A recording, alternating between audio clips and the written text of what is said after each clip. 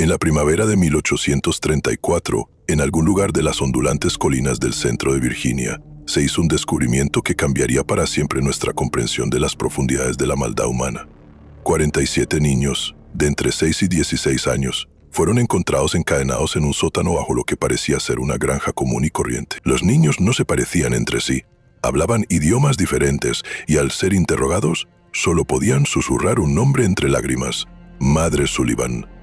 El informe del sheriff local, enterrado durante más de un siglo en los archivos del condado de Henry, describió escenas tan perturbadoras que 3 de los investigadores renunciaron a su cargo en una semana. Lo que hace que este caso sea realmente inquietante no es solo el horror de lo encontrado, sino la escalofriante constatación de que Constance Sullivan había estado dirigiendo su retorcida empresa durante más de 2 décadas sin ser detectada. Los niños la llamaban madre, pero la verdad tras ese título resultaría mucho más siniestra de lo que nadie podría haber imaginado. Antes de continuar con la historia de la familia Sullivan y sus secretos inconfesables, quiero preguntarte algo importante. Este canal no es para todos, solo para las almas más valientes que se atreven a confrontar los capítulos más oscuros de la historia estadounidense. Si has llegado hasta aquí, no eres como la mayoría de la gente. Entiendes que algunas verdades son demasiado aterradoras para ignorarlas, por mucho que nos perturben. Así que, suscríbete y únete a nuestra comunidad de verdaderos buscadores de misterios. Y dime en los comentarios, ¿desde qué estado nos escuchas? ¿Eres lo suficientemente valiente para escuchar historias como esta desde tu propia casa? La pregunta que atormentaba a los investigadores entonces y continúa desconcertando a los historiadores hoy es cómo una operación tan masiva pudo haber pasado desapercibida durante tanto tiempo en una comunidad rural unida. La Virginia de 1834 era una tierra atrapada entre 2 mundos. El antiguo sistema de plantaciones aún dominaba el paisaje social mientras los rumores del cambio industrial llegaban desde el norte. En este entorno, la pequeña comunidad agrícola de Millbrook, un conjunto de quizás 50 familias extendidas por las suaves laderas del condado de Henry, representaba el típico asentamiento rural estadounidense de la época. La mayoría de los residentes cultivaban tabaco o maíz, comerciaban en la tienda general de Henderson y se reunían para eventos sociales en la escuela de una sola aula, que también funcionaba como salón de reuniones comunitario. La propiedad de Sullivan se encontraba en las afueras de esta comunidad, una modesta casa de campo de madera de 2 pisos, rodeada de casi 200 acres de tierra agrícola de primera calidad.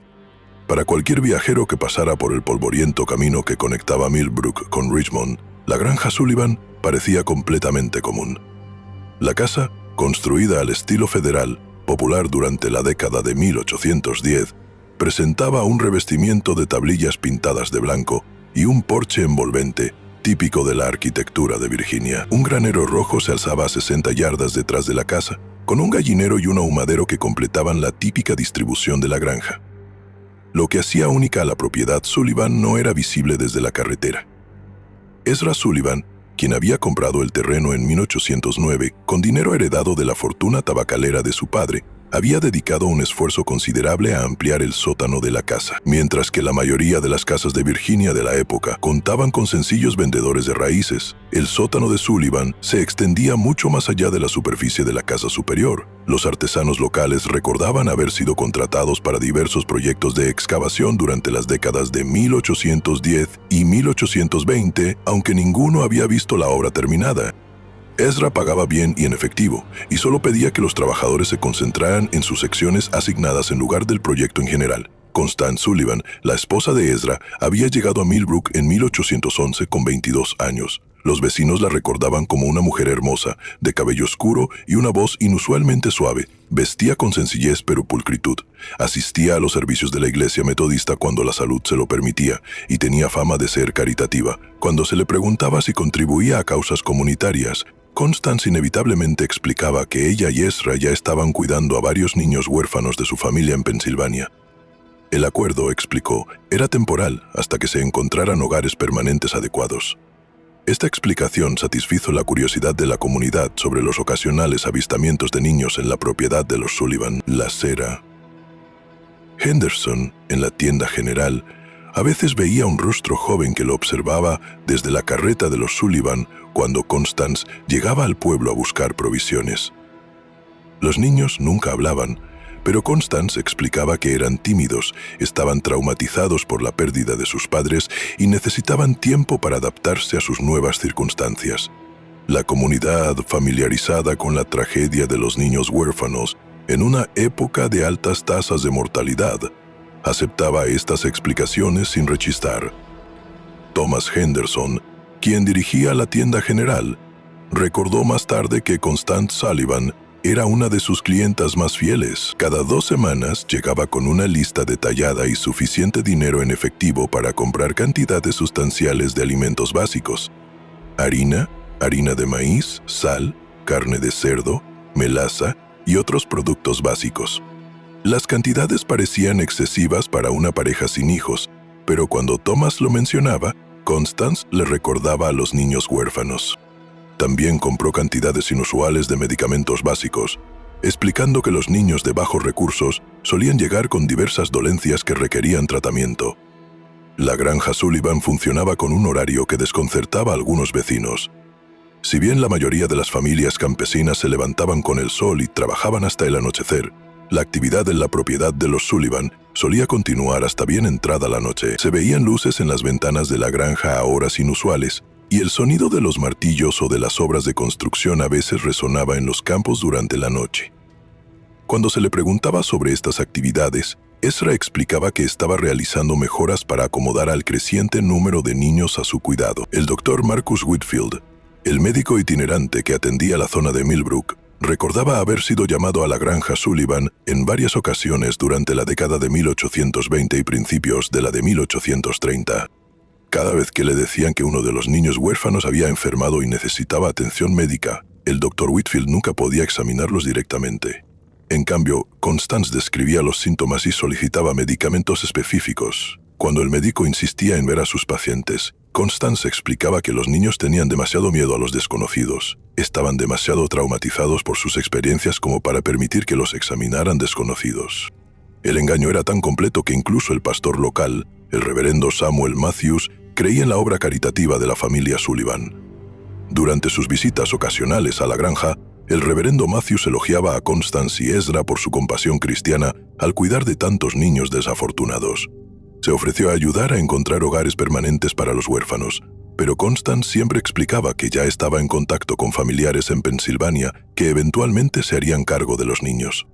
El proceso, le aseguró, simplemente requería paciencia y una organización cuidadosa. Lo que ningún miembro de la comunidad sabía era que Constance Sullivan llevaba más de 2 décadas perfeccionando su engaño. Los niños huérfanos no eran residentes temporales a la espera de ser ubicados con familias amorosas, eran prisioneros comprados, secuestrados de sus familias a través de múltiples estados, retenidos en condiciones que harían llorar de horror a criminales empedernidos. El descubrimiento que expondría los horribles secretos de la familia Sullivan comenzó con una serie de incidentes aparentemente inconexos a principios de 1834. Febrero había sido inusualmente crudo, con temperaturas que descendían muy por debajo del punto de congelación durante semanas. El frío intenso que azotó Virginia ese invierno resultaría ser a la vez una bendición y una maldición para los 47 niños atrapados bajo la granja de los Sullivan. El 23 de febrero de 1834, un comerciante ambulante llamado Jacob Stern se dirigía de Richmond a Charlottesville cuando una violenta tormenta de nieve lo obligó a buscar refugio. La granja Sullivan, al ser el edificio más cercano visible desde la carretera, parecía la opción natural para un alojamiento de emergencia. Ezra Sullivan, a pesar de su evidente reticencia, difícilmente podía negar la hospitalidad a un viajero varado con un clima tan peligroso. Stern describió más tarde la noche como incómodamente tensa. Constance Sullivan sirvió una comida sencilla de pan de maíz y cerdo salado, pero la conversación fue forzada e incómoda. Los Sullivan parecían nerviosos, intercambiando miradas constantemente y sobresaltándose con cada sonido. Cuando Stern preguntó por los niños que, según le habían dicho, vivían en la granja, Constance explicó que todos estaban durmiendo y no debían ser molestados. Los niños, dijo, habían tenido fiebre y necesitaban descansar. Lo que más perturbó a Stern fue el sonido. Durante toda la noche, mientras yacía en una cama improvisada en la sala de los Sullivan, oyó un llanto ahogado proveniente del suelo. Cuando se lo mencionó a Ezra a la mañana siguiente, Sullivan afirmó que probablemente se trataba del viento silbando a través de las grietas de los cimientos. El sonido era común en las casas antiguas, sobre todo en épocas de frío. Stern aceptó la explicación, pero algo en el comportamiento de los Sullivan seguía preocupándolo. El segundo incidente ocurrió 3 semanas después, el 15 de marzo. Mary Catherine Flynn, Una joven inmigrante irlandesa que viajaba con su familia en busca de trabajo en los campos de tabaco de los alrededores de Richmond se separó del grupo al cruzar un río. Agotada y asustada, se dirigió a la granja de los Sullivan. Al anochecer, Constance Sullivan la acogió, ofreciéndole comida y refugio para pasar la noche. Mary Catherine nunca volvió a ser vista con vida. Cuando su familia reportó su desaparición al sheriff de Richmond, describieron su último paradero conocido y la dirección en la que se dirigía Mary Catherine. Se organizó un grupo de búsqueda, pero las vastas extensiones de la naturaleza salvaje de Virginia hicieron casi imposible encontrar a una sola persona desaparecida. La búsqueda se suspendió después de una semana y se presumió que Mary Catherine Flynn murió de frío o fue asesinada por animales salvajes. El incidente final que condujo al descubrimiento ocurrió el 2 de abril de 1834. Un granjero local llamado William Hutchinson estaba cazando conejos en el bosque que bordeaba la propiedad de los Sullivan cuando oyó algo que lo detuvo en seco. Desde algún lugar cercano a la granja de los Sullivan se oyeron gritos de niños. No eran los gritos comunes de niños jugando, sino gritos crudos y desesperados de puro terror. Hutchinson se acercó sigilosamente para investigar, ocultándose tras un grupo de robles a unos 50 metros de la casa de los Sullivan. Durante casi una hora, observó y escuchó. Los gritos continuaban intermitentemente, siempre pareciendo provenir de debajo de la casa, en lugar de desde dentro. En un momento dado, vio a Ezra Sullivan salir de lo que parecía ser la puerta de un sótano en un lateral de la casa. Sullivan miró a su alrededor con nerviosismo y luego desapareció de nuevo bajo tierra. Cuando Hutchinson informó a sus vecinos de lo que había presenciado, las opiniones estaban divididas. Algunos sugirieron que los niños huérfanos podrían tener más problemas de los que habían indicado los Sullivan y que tal vez requerían disciplina o tratamiento médico que podría ser angustioso. Otros, sin embargo, empezaron a recordar detalles extraños que antes no les habían parecido importantes. Las cantidades inusuales de comida que Constance Sullivan compraba, los ruidos extraños que los vecinos oían ocasionalmente por la noche, el hecho de que ninguno de los supuestos huérfanos había sido visto jamás en el pueblo ni en las reuniones comunitarias. El sheriff Benjamin Crawford, un veterano agente de la ley con más de 15 años de servicio en el condado de Henry, inicialmente desestimó las preocupaciones considerando las chismes del vecindario. Sin embargo, cuando William Hutchinson se acercó a él directamente e insistió en presentar una denuncia formal, Crawford accedió a investigar.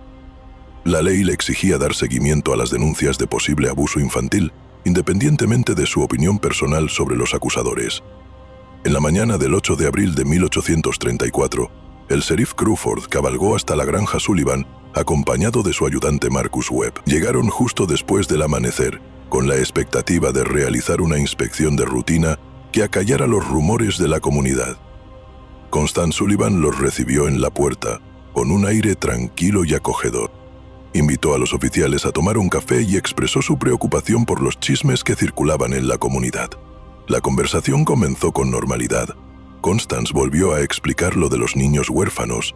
Les mostró a los oficiales cartas que afirmaba haber recibido de familiares en Pensilvania y se ofreció a organizar una reunión para que los niños se reunieran con el sheriff Crawford una vez que se recuperaran de su reciente enfermedad. Todo parecía perfectamente razonable hasta que el agente Webb pidió usar el retrete. Mientras Webb rodeaba la casa, notó algo que le heló la sangre. La puerta del sótano que William Hutchinson había visto usar a Ezra Sullivan estaba cerrada con 3 candados separados. Unas gruesas cadenas rodeaban las manijas de la puerta, y la madera alrededor de las cerraduras mostraba señales de arañado desesperado, como si alguien hubiera intentado abrirse paso desde adentro.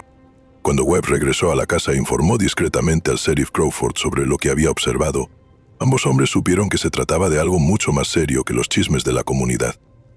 Crawford le pidió cortésmente a Constance que les mostrara el sótano, explicando que una inspección minuciosa ayudaría a callar los rumores. El cambio en el comportamiento de Constance Sullivan fue inmediato y escalofriante. Su rostro palideció. Sus manos comenzaron a temblar y empezó a balbucear sobre lo peligroso que era el sótano, que a los niños no se les permitía bajar allí, que no había nada que ver excepto maquinaria agrícola vieja y almacenamiento. Fue entonces cuando lo oyeron. De algún lugar bajo sus pies llegó el llanto de niños, seguido de una voz débil que pedía ayuda. El sonido era apagado pero inconfundible y provenía directamente de debajo de la cocina donde se encontraban. Las consecuencias inmediatas de ese primer descubrimiento perseguirían al sheriff Crawford por el resto de su vida. Cuando él y el agente Webb forzaron la puerta del sótano, el hedor que se elevaba desde la oscuridad era abrumador.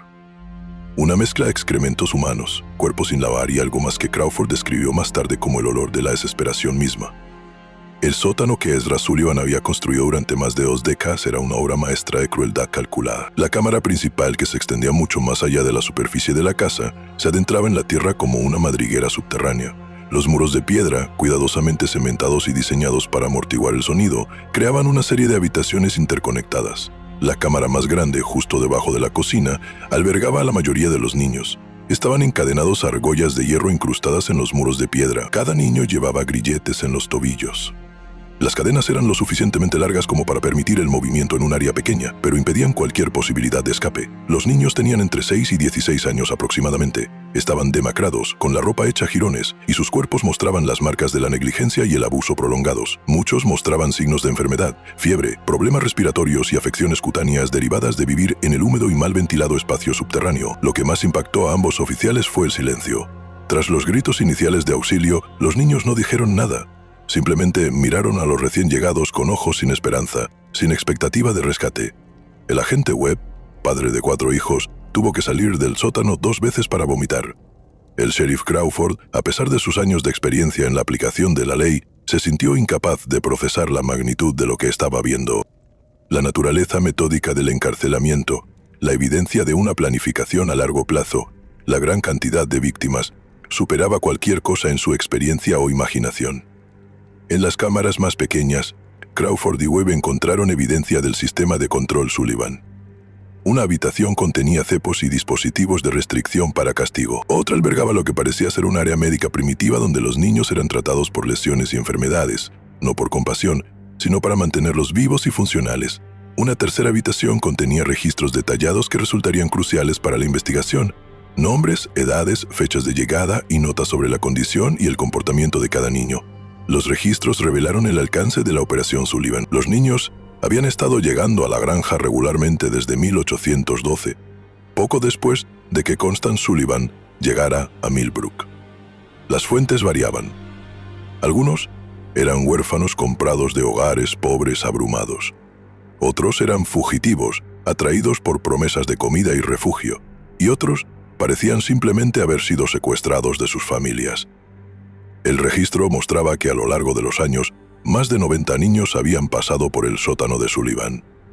La pregunta obvia, ¿qué había sucedido con los demás?, fue respondida de la manera más horrorosa posible. En una cámara separada, a la que se accedía a través de un estrecho pasaje que requería gatear, Crawford y Webb encontraron los restos de al menos 36 niños. Algunos parecían haber muerto por enfermedad o desnutrición, otros mostraban signos de violencia. Todos habían sido enterrados en fosas poco profundas bajo el suelo del sótano, con sus cuerpos cubiertos de cal para controlar el olor y la descomposición. La investigación que siguió al descubrimiento inicial continuaría durante meses mientras las autoridades luchaban por comprender cómo una organización criminal tan masiva había operado sin ser detectada durante más de 2 décadas. La respuesta residía en el ingenio de Constance Sullivan para el engaño y su comprensión de la psicología humana. Había creado un personaje casi a la perfección diseñado para evitar sospechas en una comunidad rural de la década de 1830. El personaje de la caritativa mujer que cuidaba de niños huérfanos apelaba a los valores cristianos de la comunidad, a la vez que justificaba cualquier aspecto inusual de la familia Sullivan. La historia de niños traumatizados, demasiado asustados para interactuar con desconocidos, proporcionaba una excusa fácil para explicar por qué los supuestos huérfanos nunca eran vistos en público. La afirmación de que se les estaban buscando hogares permanentes con parientes lejanos explicaba por qué los niños parecían no abandonar la granja. Aún más astutamente, Constance había creado múltiples capas de protección para su operación. A los niños se les enseñaba a llamar a su madre, asegurándose de que si alguien los escuchaba, pareciera una relación familiar natural. Las pocas veces que los niños habían sido vistos por extraños, se les había instruido cuidadosamente para que guardaran silencio y parecieran tímidos en lugar de aterrorizados. Las cuantiosas compras de alimentos se justificaban por la presencia de varios niños, mientras que los suministros médicos se justificaban por la supuesta mala salud de los huérfanos. La organización física de la operación estaba igualmente bien planificada. La construcción del sótano se había extendido a lo largo de muchos años, con diferentes trabajadores a cargo de diferentes aspectos del proyecto. Ningún artesano había visto la distribución completa ni comprendido el verdadero propósito de las modificaciones. La insonorización era tan eficaz que incluso los vecinos cercanos rara vez oían algo sospechoso. Y cuando lo oían, Los sonidos podían explicarse como actividades agrícolas normales o el ruido normal de niños jugando. Quizás lo más inquietante fue el sistema de control psicológico que Constance había desarrollado. Se les dijo a los niños que habían sido abandonados por sus familias, que nadie los buscaba y que el mundo exterior era peligroso y hostil. Quienes se portaron bien recibieron comida y condiciones de vida ligeramente mejores. Quienes causaron problemas fueron sometidos a castigos que sirvieron de ejemplo para los demás. Con el tiempo, la mayoría de los niños aceptaron su cautiverio como simplemente la forma en que sus vidas debían ser. La reacción de la comunidad ante el descubrimiento fue de total conmoción e incredulidad. Muchos residentes inicialmente se negaron a creer que Constance Sullivan, la mujer tranquila que había vivido entre ellos durante más de 20 años, pudiera ser capaz de actos tan monstruosos. Algunos sugirieron que debió haber sido coaccionada por su esposo, o que toda la situación fue, de alguna manera, un malentendido. Estas negaciones se volvieron imposibles de mantener a medida que surgían más pruebas. Los registros detallados encontrados en el sótano incluían no solo información sobre los niños, sino también correspondencia con contactos criminales en otros estados. Constance Sullivan había formado parte de una red que traficaba con niños, comprando y vendiendo jóvenes víctimas a través de las fronteras estatales. La granja Sullivan era solo una operación de una organización criminal más grande que se extendía desde Pensilvania hasta Georgia. A medida que el sheriff Crawford profundizaba en el caso Sullivan, comenzaron a surgir patrones inquietantes que sugerían que la operación era mucho más sofisticada de lo que se creía inicialmente. La correspondencia encontrada en el sótano reveló que Constance Sullivan había estado en contacto regular con al menos otras 12 personas en 5 estados, todas aparentemente involucradas en actividades similares. Las cartas, escritas en un código simple que finalmente fue descifrado, hablaban sobre entregas de mercancía y control de calidad en un lenguaje que claramente hacía referencia a la trata de personas. Una carta fechada tan solo 3 meses antes del descubrimiento provenía de alguien identificado únicamente como Morrison, de Filadelfia. Morrison escribió que tenía 6 artículos nuevos de diferentes edades y condiciones que serían adecuados para sus necesidades. La carta incluía descripciones detalladas de los niños, sus edades aproximadas y sus condiciones físicas. Lo más inquietante era que incluía notas sobre sus temperamentos, qué niños eran obedientes y cuáles podrían requerir capacitación adicional. Los registros financieros pintaban un panorama aún más aterrador. Constance Sullivan había estado pagando entre $50 y $200 por niño, dependiendo de la edad y la condición. También había estado recibiendo pagos de otros lugares, lo que sugería que la granja Sullivan servía tanto de destino como de punto de distribución para los niños víctimas de trata. La cantidad total de dinero involucrada era asombrosa para el periodo, más de $8,000 en transacciones durante 2 décadas, equivalentes a varios cientos de miles en moneda actual. La de cara. Marcus Whitfield, el médico itinerante que había sido llamado a la granja Sullivan en varias ocasiones, se convirtió en un testigo clave a medida que la investigación se expandía. Durante el interrogatorio reveló que Constance Sullivan siempre había sido inusualmente específica con los medicamentos que solicitaba. Conocía a fondo el tratamiento de la desnutrición, las infecciones respiratorias y otras afecciones comunes en niños gravemente desatendidos. También había solicitado sedantes y otros medicamentos para controlar a los prisioneros difíciles. El testimonio del médico condujo a otra escalofriante conclusión. Constance Sullivan había estado estudiando sistemáticamente cómo mantener con vida a un gran número de niños en condiciones de privación extrema. Los suministros médicos que compraba, las preguntas que hacía, incluso la distribución del sótano, todo estaba diseñado para maximizar la tasa de supervivencia de sus prisioneros y minimizar los recursos necesarios para su manutención. El empresario local Thomas Henderson aportó piezas adicionales del rompecabezas. Una revisión de su historial de ventas reveló que Constance Sullivan había ido comprando cantidades cada vez mayores de suministros básicos a lo largo de los años. Lo que parecían ser las crecientes necesidades de una familia caritativa era, en realidad, evidencia de una operación criminal en expansión. Henderson también recordaba solicitudes específicas de artículos que parecían inusuales en aquel momento, mantas extra, grandes cantidades de ropa infantil y compras al por mayor de medicamentos básicos. La investigación también reveló el papel de Esla Sullivan en la operación. Si bien Constance parecía ser la mente maestra, Israel era responsable del mantenimiento físico de la prisión y del manejo de los niños. Varias de las víctimas sobrevivientes, cuando finalmente pudieron hablar, lo describieron como el ejecutor que ejecutaba los castigos y mantenía la disciplina. Sus obras en el sótano no habían sido solo una expansión. Habían sido un perfeccionamiento constante de un sistema diseñado para mantener a seres humanos en cautiverio. La revelación más inquietante provino del análisis de los registros de los niños que habían desaparecido de la granja Sullivan a lo largo de los años. Los libros de contabilidad mostraban que algunos niños habían sido transferidos a otros lugares, lo que sugería una red de compradores y vendedores en varios estados. Otros habían sido marcados como inadecuados o problemáticos. Se encontraron entradas que correspondían con los restos encontrados en la cámara funeraria del sótano. El alcance de la investigación se amplió a medida que las autoridades de otros estados comenzaron a examinar sus propias desapariciones sin resolver. Los informes de niños desaparecidos de Pensilvania, Maryland, Carolina del Norte y Carolina del Sur mostraron similitudes inquietantes. Muchos de los niños desaparecidos encajaban con el perfil de los encontrados en la granja Sullivan, pobres huérfanos o de familias que probablemente no tendrían los recursos para buscarlos a fondo. Se llamó a alguaciles federales para coordinar la investigación multiestatal. Esto fue sin precedentes para la época, ya que la mayoría de las fuerzas del orden eran estrictamente locales. El caso Sullivan representó una de las primeras investigaciones criminales importantes que trascendió las fronteras estatales e involucró a las autoridades federales. Las implicaciones legales se complicaron debido a que muchos de los crímenes ocurrieron en diferentes jurisdicciones bajo leyes distintas. Con el paso de las semanas, más sobrevivientes comenzaron a contar sus historias. Los relatos eran notablemente consistentes, describiendo años de encarcelamiento, abuso sistemático y manipulación psicológica. Los niños describieron cómo los recién llegados eran sometidos a aislamiento, castigo y adoctrinamiento hasta que aceptaban su destino.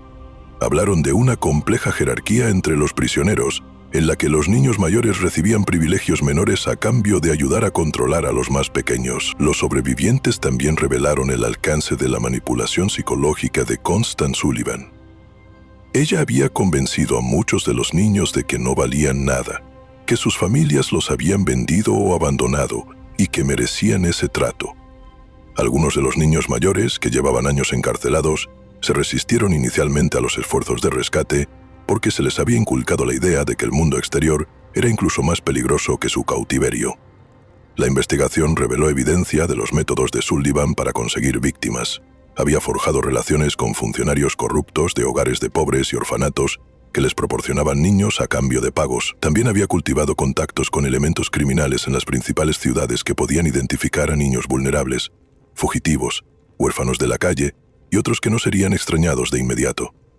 Quizás lo más escalofriante fue que los registros mostraban que la Operación Sullivan se había expandido en los últimos años. El número de niños retenidos había aumentado, y en la correspondencia se mencionaban planes para establecer instalaciones similares en otros lugares. El descubrimiento en la granja Sullivan aparentemente había interrumpido una empresa criminal que estaba a punto de convertirse en una operación mucho mayor. El descubrimiento que llevaría a la completa exposición de la red Sullivan provino de una fuente inesperada. Entre los niños sobrevivientes se encontraba una niña llamada Rebecca, de aproximadamente 14 años, quien había estado retenida más tiempo que los demás. A diferencia de los otros niños, destrozados por la terrible experiencia, Rebecca conservaba una chispa de desafío y una memoria extraordinaria para los detalles. Rebecca había sido secuestrada de la granja de su familia en Pensilvania en 1829, cuando tenía tan solo 9 años. Recordaba todo sobre su captura, como una mujer que decía ser pariente lejana había llegado a su granja, cómo la habían atraído con promesas de dulces y que la llevarían al pueblo, y cómo había despertado encadenada en el sótano de los Sullivan. Más importante aún, recordaba cada conversación que había escuchado entre Constance Sullivan y los diversos visitantes que habían visitado la granja a lo largo de los años. El testimonio de Rebecca reveló que la Operación Sullivan era solo una parte de una red mucho mayor. Había escuchado a Constance hablar de otras granjas, otros lugares donde se retenía niños. Recordaba nombres, fechas y detalles sobre los traslados de niños entre diferentes instalaciones. Su información proporcionó a las fuerzas del orden la primera visión completa del alcance de la empresa criminal. La revelación más significativa llegó cuando Rebecca describió una visita que había tenido lugar apenas 2 semanas antes del descubrimiento. Un hombre bien vestido había llegado a la granja en un carruaje caro acompañado de otros 2 hombres. Rebecca había sido seleccionada junto con otros 3 niños para ser inspeccionados por los visitantes. El hombre los había examinado cuidadosamente, revisando sus dientes, su tono muscular y su salud general como un comprador que evalúa ganado. El visitante finalmente decidió no comprar ninguno de los niños, quejándose de que estaban demasiado dañados para sus propósitos. Sin embargo, había dejado una carta con especificaciones detalladas sobre el tipo de niños que quería comprar. La carta, encontrada entre los papeles de Constance Sullivan, describía los requisitos para niños de edades, características físicas y temperamentos específicos.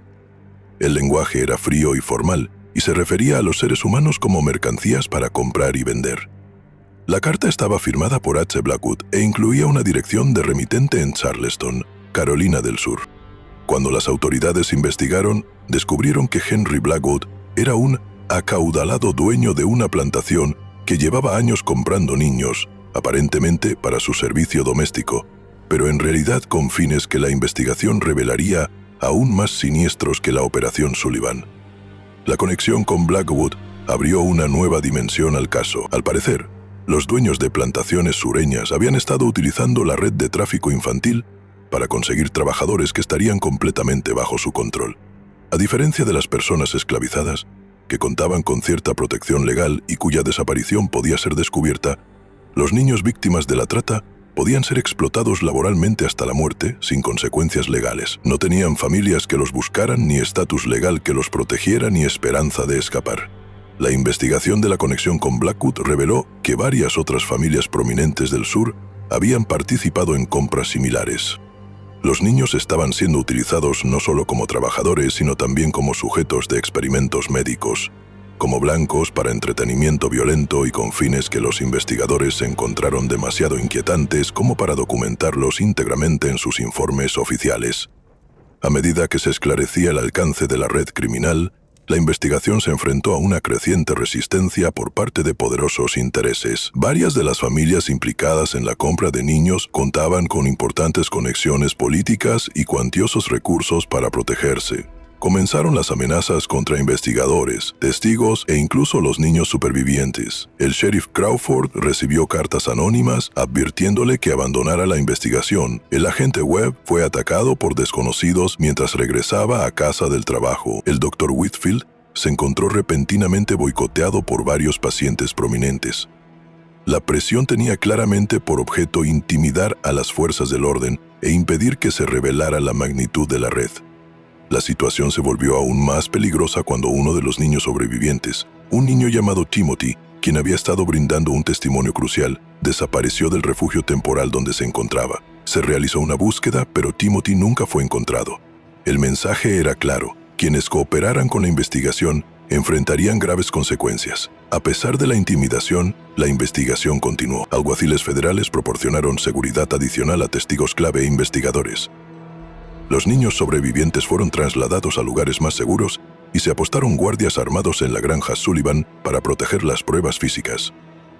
El caso se había convertido en una prueba para determinar si el sistema legal estadounidense podía funcionar ante delitos que involucraban a perpetradores ricos y poderosos. La presión alcanzó su punto máximo cuando la propia Constance Sullivan fue encontrada muerta en su celda. La causa oficial de la muerte fue suicidio, pero las circunstancias eran sospechosas. Sullivan tenía previsto testificar sobre el alcance total de la red criminal, incluyendo los nombres de todos sus contactos y clientes. Su muerte eliminó al testigo más importante de la investigación y la fuente de información sobre la conspiración más amplia. La misteriosa muerte de Constance Sullivan conmocionó al equipo de investigación. Si poderosos intereses estaban dispuestos a eliminar a testigos clave, nadie involucrado en el caso estaba a salvo. La investigación había descubierto una organización criminal tan vasta y con tan buenos contactos que representaba una amenaza para algunas de las familias más prominentes de la sociedad estadounidense. Justo cuando parecía que la investigación podría descarrilar por la intimidación y la violencia, un acontecimiento inesperado lo cambió todo. Un ex empleado de Henry Blackwood, motivado por la culpa por lo que había presenciado, presentó pruebas que revelarían el caso por completo. El empleado, un hombre llamado Samuel Pierce, había trabajado como supervisor en la plantación Blackwood y conocía a fondo a los niños que habían sido comprados a la red Sullivan. Pierce traía consigo documentos que demostraban la conexión entre la Operación Sullivan y los compradores sureños. Más importante aún, había presenciado el destino de muchos de los niños vendidos a los dueños de las plantaciones. Su testimonio aportaría las últimas piezas del rompecabezas y expondría el horror de lo que les estaba sucediendo a los niños más vulnerables de Estados Unidos. El testimonio de Samuel Pierce ante el gran jurado federal en Richmond pasaría a la historia como uno de los relatos más perturbadores de la historia legal estadounidense. Pierce, un hombre de unos 40 años con manos curtidas y mirada atormentada, había trabajado para Henry Blackwood durante más de una década. Lo que vio en la plantación Blackwood y lo que reveló sobre el destino de los niños Sullivan impactó incluso a los investigadores más experimentados que creían comprender el alcance de la empresa criminal. Pierce se describió cómo la plantación Blackwood operaba con dos sistemas separados. La plantación principal utilizaba mano de obra esclavizada para la producción de algodón, operando bajo el modelo económico típico, aunque brutal, de la agricultura sureña. Sin embargo, Blackwood también había establecido lo que Pierce llamó los cuarteles experimentales, una instalación separada donde se retenía a los niños víctimas de trata con fines ajenos a la producción agrícola. Los niños comprados a la red Sullivan fueron utilizados como sujetos de experimentos médicos que Blackwood realizó con varios colaboradores, entre ellos 2 médicos de la Facultad de Medicina de Charleston. Los experimentos se diseñaron para poner a prueba los límites de la resistencia humana, estudiar los efectos de diversos fármacos y tratamientos, y satisfacer la curiosidad científica de quienes consideraban a los niños animales de laboratorio, no seres humanos. El testimonio más contundente de Pierce se refería a los registros detallados que Blackwood mantenía de estos experimentos. El dueño de la plantación lo había documentado todo: las reacciones de los niños a los diferentes tratamientos, sus tasas de supervivencia en diversas condiciones y la progresión de enfermedades que se introdujeron deliberadamente para estudiar sus efectos. El registro demostraba que Blackwood y sus asociados habían estado practicando torturas sistemáticas disfrazadas de investigación médica. El testimonio reveló que al menos 37 niños de la red Sullivan habían sido vendidos a Blackwood a lo largo de los años. De ellos, solo 4 habían sobrevivido lo suficiente como para ser transferidos a otros compradores. El resto había muerto como consecuencia de los experimentos, la desnutrición o las brutales condiciones de trabajo en los cuarteles experimentales. Sus cuerpos habían sido enterrados en tumbas sin nombre en una zona remota de la plantación. Pierce también proporcionó información sobre la red más amplia de compradores. Había estado presente en reuniones donde Blackwood discutía compras con otros propietarios de plantaciones, empresarios adinerados e incluso algunos políticos. Las conversaciones que escuchó revelaron que la red de tráfico se extendía mucho más allá de lo que los investigadores habían imaginado. Se compraban y vendían niños por todo el país, con distintos compradores con diferentes necesidades y propósitos. La revelación más impactante llegó cuando Pierce describió una reunión que había presenciado en el otoño de 1833. Blackwood había organizado lo que él llamó una demostración para compradores potenciales de todo el sur. El evento se diseñó para mostrar la calidad de los niños disponibles a través de la red y demostrar los diversos usos que podían dárseles. La descripción de Pierce de esta reunión fue tan perturbadora que varios miembros del gran jurado tuvieron que abandonar la sala. La demostración incluyó demostraciones de la capacidad de los niños para realizar diversos tipos de trabajo, sus respuestas a diferentes formas de castigo y control, y su idoneidad para diferentes tipos de explotación. Se animó a los compradores a examinar a los niños detenidamente, a comprobar sus reacciones y a realizar pedidos para tipos específicos de víctimas. Todo el evento se desarrolló en el ambiente informal y profesional de una subasta de ganado.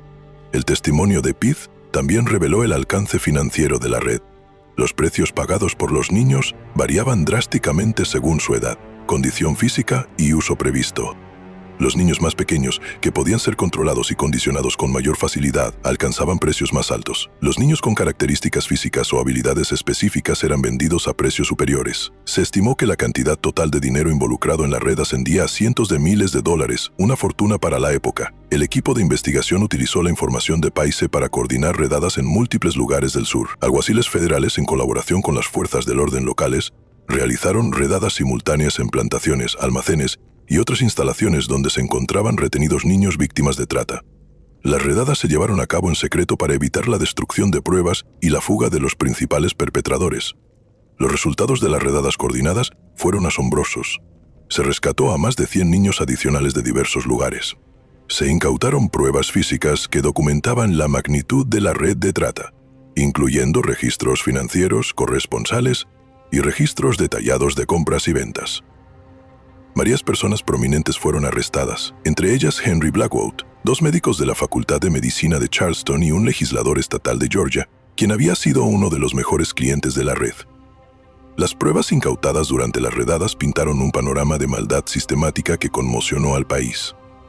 La red de tráfico llevaba más de 30 años operando, involucrando a docenas de importantes compradores y vendedores, y había victimizado a cientos de niños. El nivel de organización y sofisticación no tenía precedentes en ninguna organización criminal de la época. Los experimentos médicos realizados por Blackwood y sus asociados fueron documentados con detalles espeluznantes. El expediente demostraba que los experimentadores habían infectado deliberadamente a niños con enfermedades para estudiar su progresión, habían probado diversos venenos y toxinas, y habían realizado procedimientos quirúrgicos sin anestesia ni la formación médica adecuada. Los niños habían sido tratados como sujetos de investigación desechables. Sus vidas solo se valoraban por el conocimiento científico que se podía extraer de su sufrimiento. La investigación también reveló la corrupción que había hecho posible la red. Funcionarios de orfanatos, asilos y gobiernos locales habían sido sobornados para proporcionar niños o ignorar sus desapariciones. Se había pagado a jueces para que declararan niños abandonados o aprobaran adopciones que en realidad eran ventas. Incluso algunos agentes del orden habían participado en el encubrimiento de pruebas y la intimidación de testigos.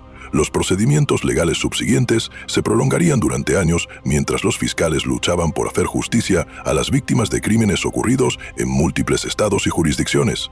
La complejidad del caso, sumada a la riqueza y las conexiones políticas de muchos de los acusados, dificultó enormemente el procesamiento. Varios acusados clave eludieron la condena por razones técnicas o gracias a la influencia de aliados poderosos. Sin embargo, la exposición pública de la red de trata tuvo profundas repercusiones que se extendieron mucho más allá de los procedimientos legales. El caso Sullivan se convirtió en un catalizador para la primera legislación federal que abordó la trata y el abuso infantil. Condujo a reformas en la supervisión de orfanatos y hogares de pobres y al establecimiento de nuevas protecciones legales para niños vulnerables. La resolución final del caso Sullivan tardaría casi 5 años en completarse, pero su impacto en la sociedad estadounidense fue inmediato y profundo. La reacción pública a las revelaciones fue de fascinación horrorizada mezclada con la determinación de prevenir que tales atrocidades volvieran a ocurrir. Periódicos de todo el país cubrieron la historia con un detalle sin precedentes, y muchas publicaciones dedicaron números enteros a los hallazgos de la investigación. Los niños sobrevivientes enfrentaron un largo y difícil camino hacia la recuperación. La mayoría había estado retenido durante años y no recordaba la vida antes de su cautiverio. Los 47 niños rescatados del sótano de Sullivan necesitaron un extenso tratamiento médico, atención psicológica y trabajo paciente para ayudarlos a readaptarse a la interacción humana normal. Muchos nunca se recuperaron del todo de su terrible experiencia, cargando con cicatrices físicas y emocionales para el resto de sus vidas. Rebecca, la niña de 14 años cuyo testimonio había sido crucial para exponer la red más amplia, se convirtió en una celebridad a medida que se difundía la noticia de su valentía. Sin embargo, la atención resultó abrumadora para alguien que había sufrido tal trauma. Finalmente, fue ubicada con una familia cuáquera en Pensilvania, que le brindó el ambiente tranquilo y de apoyo que necesitaba para sanar. Rebecca vivió hasta los 73 años, casándose y criando su propia familia, pero nunca volvió a hablar públicamente sobre sus experiencias después del testimonio en el juicio. Los procedimientos legales revelaron el alcance total de la corrupción que había permitido el funcionamiento de la red de trata. Ezra Sullivan, capturado durante la redada inicial, fue condenado por múltiples cargos de secuestro, encarcelamiento y asesinato. Fue ejecutado en la horca en Richmond el 15 de noviembre de 1836 ante una multitud de más de 3,000 personas. Sus últimas palabras, según testigos, fueron una confesión de haber seguido el camino del diablo y una súplica de perdón a los niños, a quienes había ayudado a torturar. El juicio de Henry Blackwood causó sensación y expuso el lado oscuro de la sociedad de las plantaciones sureñas. Los historiales médicos confiscados en su plantación aportaron pruebas de tortura y asesinatos sistemáticos que conmocionaron incluso a los observadores más acérrimos. Blackwood fue declarado culpable de múltiples asesinatos y condenado a muerte, pero su ejecución se retrasó durante años debido a apelaciones y maniobras políticas. Finalmente murió en prisión en 1841, supuestamente de un ataque al corazón, aunque algunos sospecharon que había sido envenenado por sus asociados, quienes temían que revelara más secretos. Los 2 médicos de la Facultad de Medicina de Charleston que habían participado en los experimentos fueron expulsados de la profesión médica y condenados a largas penas de prisión. Sus casos dieron lugar a nuevas regulaciones que regulaban la investigación médica y el tratamiento de sujetos humanos. La propia Facultad de Medicina se enfrentó a un escándalo que casi resultó en su cierre, ya que los investigadores revelaron que varios otros miembros de la facultad tenían conocimiento de los experimentos ilegales, pero no los habían denunciado. El aspecto más frustrante de la investigación fue la cantidad de individuos poderosos que escaparon a la justicia a pesar de las claras pruebas de su participación. Varios ricos propietarios de plantaciones huyeron a Europa antes de que pudieran ser arrestados. Otros usaron sus conexiones políticas para evitar el procesamiento o recibir sentencias mínimas que no reflejaban la gravedad de sus crímenes. Un legislador estatal de Georgia, que había sido uno de los principales clientes de la red, fue censurado por su legislatura, pero nunca enfrentó cargos criminales. La investigación financiera reveló que la red de tráfico había generado enormes ganancias para sus organizadores. Constance Sullivan por sí sola había acumulado más de $12.00 en ganancias durante sus 20 años de operación, una suma equivalente a varios cientos de miles en moneda actual. Gran parte de este dinero nunca se recuperó, ya que se había invertido en negocios legítimos o se había ocultado en cuentas que los investigadores no pudieron rastrear. La propia granja Sullivan se convirtió en un símbolo de los horrores que se habían descubierto. La propiedad fue confiscada por el gobierno y, finalmente, vendida en subasta. Pero nadie quería vivir en un lugar asociado con tal maldad. La casa fue demolida en 1845 y el sótano se rellenó de hormigón y se selló permanentemente.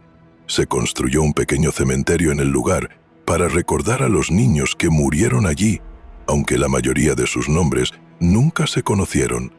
El caso condujo a importantes reformas en el bienestar y la protección infantil. Virginia aprobó las primeras leyes integrales de protección infantil en la historia de Estados Unidos, estableciendo la supervisión gubernamental de los orfanatos y exigiendo la verificación de antecedentes de cualquier persona que buscara adoptar o cuidar a un gran número de niños. Otros estados siguieron rápidamente la misma pauta con leyes similares, sentando las bases para los sistemas modernos de bienestar infantil. El gobierno federal también respondió con nuevas leyes que abordaban los delitos interestatales y la trata de personas. El caso Sullivan demostró las limitaciones de las fuerzas del orden estatales al abordar delitos que traspasaban las fronteras jurisdiccionales. Los nuevos estatutos federales otorgaron a Marshall una mayor autoridad para investigar y procesar casos de trata, sentando precedentes cruciales en la evolución posterior de la justicia penal. Quizás lo más importante es que el caso cambió la conciencia pública sobre la vulnerabilidad de los niños y la necesidad de una protección sistemática. La idea romántica de la persona caritativa que cuida de niños huérfanos fue reemplazada por una comprensión más realista de la necesidad de supervisión institucional y garantías legales. La frase «otro caso Sullivan» se popularizó como advertencia sobre el potencial de abuso en situaciones que involucraban a niños vulnerables. El doctor Marcus Whitfield, el médico que, sin saberlo, había facilitado la operación Sullivan mediante sus consultas médicas, dedicó el resto de su carrera al bienestar infantil. Estableció clínicas gratuitas específicamente para niños huérfanos y abandonados y se convirtió en un defensor de reformas en la práctica médica que evitarían que los médicos fueran manipulados por delincuentes. Sus escritos posteriores sobre ética médica estuvieron fuertemente influenciados por su experiencia en el caso Sullivan. El sheriff Benjamin Crawford, quien dirigió la investigación inicial, fue ascendido a alguacil federal y dedicó el resto de su carrera a investigar casos similares. Se convirtió en uno de los primeros agentes del orden público en especializarse en delitos contra menores, desarrollando técnicas y procedimientos de investigación que se utilizarían durante décadas. Los detallados informes de Crawford sobre el caso Sullivan se convirtieron en lectura obligatoria para los agentes del orden público de todo el país. Las historias de los niños, a medida que surgieron con el paso de los años, revelaron el alcance total de la resiliencia humana y los efectos a largo plazo del abuso sistemático. Algunos, como Rebecca, lograron construir vidas relativamente normales con el apoyo y la atención adecuados. Otros lucharon contra enfermedades mentales, adicciones y otros problemas derivados de sus experiencias traumáticas. Algunos nunca se recuperaron, muriendo jóvenes por complicaciones relacionadas con sus años de prisión y abuso. La correspondencia de la red, preservada como prueba, proporcionó a los investigadores información que condujo a nuevos casos durante años después del descubrimiento inicial. Las cartas encontradas en el sótano de Sullivan contenían referencias a otras operaciones, otras víctimas y otros perpetradores. Algunas de estas pistas resultaron en procesos judiciales exitosos, mientras que otras llevaron a callejones sin salida o a situaciones en las que transcurrió demasiado tiempo para reunir pruebas suficientes. Uno de los aspectos más inquietantes del caso fue comprender que la Operación Sullivan había sido solo una parte de un sistema de explotación mucho mayor que había existido durante décadas, prácticamente sin ser detectado. La investigación reveló que redes similares habían operado en otras partes del país, que niños habían sido comprados y vendidos como mercancías a lo largo de la historia estadounidense, y que los sistemas legales y sociales habían sido inadecuados para proteger a los miembros más vulnerables de la sociedad. El caso también destacó el papel de la responsabilidad comunitaria en la prevención de tales atrocidades. Los residentes de Millbrook, que habían vivido durante 20 años junto a una de las escenas de crímenes más horribles en la historia estadounidense, lucharon con la culpa y la introspección. ¿Cómo no pudieron ver lo que estaba sucediendo? ¿Qué señales habían pasado por alto o ignorado? ¿Podrían haber evitado el sufrimiento si hubieran estado más atentos o desconfiados? Estas preguntas llevaron a debates más amplios sobre la obligación de las comunidades de velar por sus miembros más vulnerables. El caso Sullivan se convirtió en una advertencia sobre los peligros de aceptar explicaciones sin investigación, de respetar la privacidad cuando este respeto propiciaba el abuso y de asumir que las apariencias respetables garantizaban un comportamiento moral. El legado del caso Sullivan se extendió mucho más allá de las reformas legales y sociales inmediatas que inspiró. La documentación detallada de la investigación, incluyendo la correspondencia, los registros financieros y los testimonios, se convirtió en un recurso invaluable para comprender la historia del crimen y la explotación en Estados Unidos. Historiadores, criminólogos y reformadores sociales estudiarían el caso durante generaciones, utilizándolo para comprender cómo el mal sistemático podía prosperar en comunidades aparentemente normales. Al final, el reinado de terror de la familia Sullivan llegó a su fin, no gracias a una sofisticada labor policial, ni a técnicas de investigación avanzadas, sino a la simple valentía de la gente común, que se negó a ignorar las señales evidentes de problemas. La decisión de William Hutchinson de informar lo que había oído, la disposición del sheriff Crawford a tomar en serio las preocupaciones de la comunidad y la determinación de Rebecca de testificar a pesar de su trauma. Estos actos individuales de valentía moral fueron los que finalmente expusieron una de las organizaciones criminales más horrendas de la historia de Estados Unidos. El sótano donde se encontraron 47 niños encadenados ha estado sellado durante más de un siglo, pero los ecos de su sufrimiento siguen recordándonos la importancia de la vigilancia, la valentía y la compasión para proteger a quienes no pueden protegerse a sí mismos. El caso Sullivan es tanto un testimonio de la maldad humana como un recordatorio del poder de la conciencia individual para superar incluso los sistemas más arraigados de explotación y abuso. Si esta historia le ha dado escalofríos, comprenderá por qué estos oscuros capítulos de la historia estadounidense nunca deben olvidarse. Justo cuando creíamos haberlo visto todo, el horror en lugares como la granja Sullivan intensifica nuestra comprensión de cómo el mal puede esconderse tras fachadas respetables. Si esta historia te da escalofríos, comparte este video con un amigo amante de los misterios oscuros, dale a me gusta para apoyar nuestro contenido y no olvides suscribirte para no perderte historias como esta. Descubramos juntos qué otros secretos yacen enterrados en el pasado de Estados Unidos. Este misterio nos muestra que el mal a menudo se disfraza de respetabilidad y que los crímenes más horrendos pueden ser cometidos por quienes parecen más normales en sus comunidades. ¿Qué opinas de esta historia? ¿Crees que todo se reveló o que aún hay secretos enterrados en Virginia Hills? Deja tu comentario abajo. Si disfrutaste de este relato y quieres más historias de terror como esta, suscríbete, activa la campana de notificaciones y compártela con alguien que ame el misterio. La oscuridad de la historia estadounidense tiene muchos más secretos por revelar y estaremos aquí para descubrirlos todos. Nos vemos en el próximo video.